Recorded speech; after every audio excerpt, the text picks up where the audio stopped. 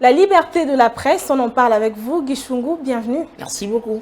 Remontons un peu le temps, dites-nous un peu pourquoi cette journée a-t-elle été décrétée?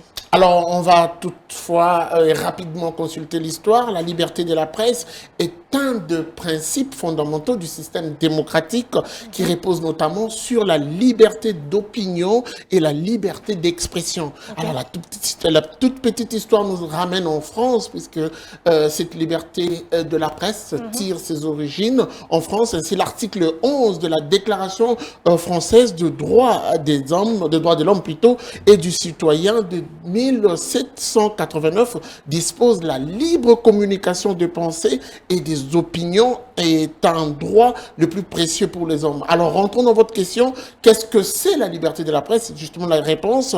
La liberté de la presse est comprise comme le droit d'informer en toute liberté et celui d'être informé également en toute liberté. Mais alors, quels sont les différents problèmes face auxquels les journalistes sont butés? Alors, on va comme ça de manière ramassée récupérer quelques difficultés ou quelques obstacles face auxquels sont butés beaucoup de journalistes. On va d'abord commencer par l'accès à l'information. Nous allons contextualiser le sujet en restant en République démocratique du Congo, notre pays où les journalistes, la plupart, ne sont pas libres d'exercer leur métier. Je parle bien de l'accès à l'information, vous suivrez mon regard. Beaucoup de journalistes ont du mal à entrer en contact avec l'information. Aujourd'hui, on constate beaucoup plus, ce sont les presses étrangères qui nous ravissent la vedette.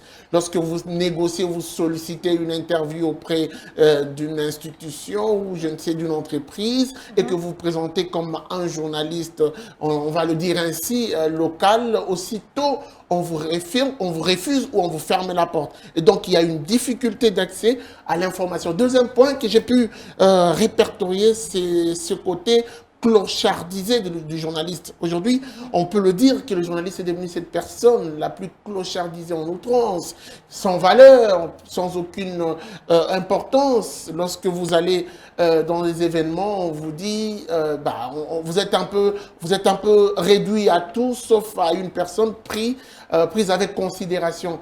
Et pourtant, les journalistes ou le journalisme est le quatrième pouvoir d'un État. Et comme nous parlons de liberté de la presse, c'est tout à fait important de souligner cela. Un autre point, c'est plutôt le manque de la liberté. Vous verrez, lorsque aujourd'hui vous vous permettez à rester dans la neutralité, à dénoncer certaines questions, à dénoncer certaines situations, puisque la liberté de la presse le dit très bien et très clairement, qu'il s'agit bien sûr d'informer en toute liberté et donner la bonne et la meilleure information. Mais aujourd'hui, il y a tellement de contraintes. Vous donnez une bonne information aussitôt, il y a les services derrière vous, il y a la traque qui s'est fait derrière vous, après vous, il y a cette façon de mettre sous emprise les journalistes qui ne leur permettent pas, d'œuvrer en toute liberté. Mais il y a aussi la subvention, on doit le dire. Les journalistes ne sont pas subventionnés, c'est pour ça que l'on constate que les journalistes sont devenus des mendiants.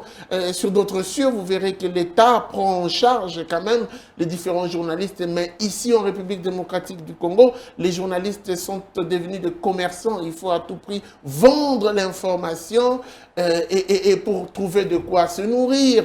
Ce qui semble être une difficulté majeure et il sera toujours et encore difficile de parler de la liberté de la presse tant qu'on n'aura pas résolu toutes ces questions.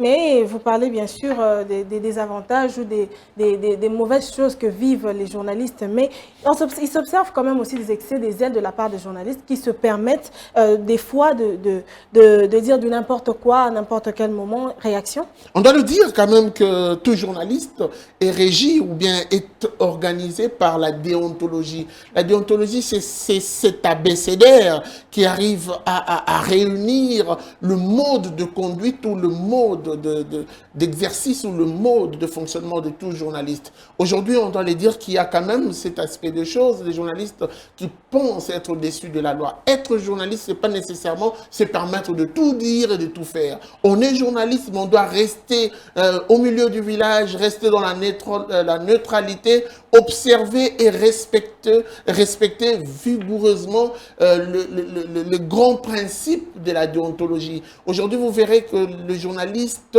se fait beaucoup plus passer pour cette personne qui s'attire de l'attention après une désinformation.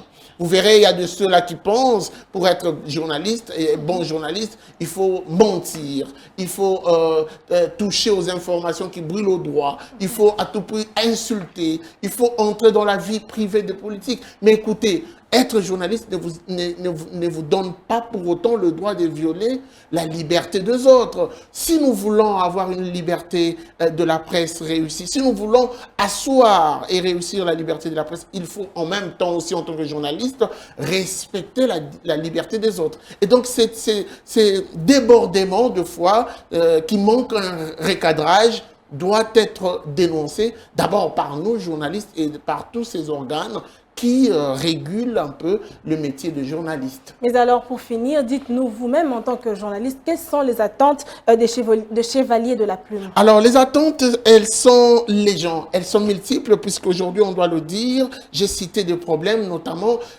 cette révalorisation de chevaliers de la plume, j'emprunte votre mot. Il faut à tout prix que l'on arrive à donner de la valeur à ce que nous faisons, ces métiers nobles, quatrième pouvoir, j'insiste et je persiste. Il faudrait que ces journalistes revêtent de leur plus belle robe. Il faudrait que ces journalistes sortent de ce monde de clochards pour bénéficier des avantages qui leur sont réservés.